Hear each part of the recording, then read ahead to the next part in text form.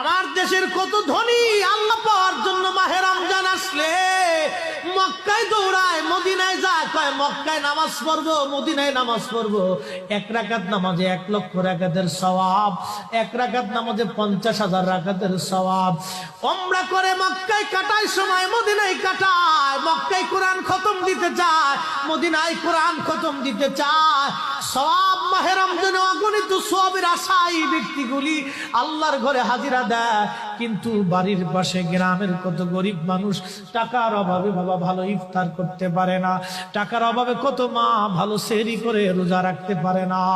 এই ধনীরা এই গরিব মানুষের ঘরে খাবার না দিয়ে আল্লাহরে পাওয়ার জন্য মক্কা মদিনায় দৌড়ায়। আল্লাহ ডাক দেখো, বান্দা একবার মরে দেখ, কায়দা মতো জুতা দিয়ে পিটামো, আমার বান্দারা না খায় ইফতার করবে, আর তুই আল্লাহ পাওয়ার জন্য মক্কায় আইছো, এমন আল্লাহ আমি ধরা দেব না।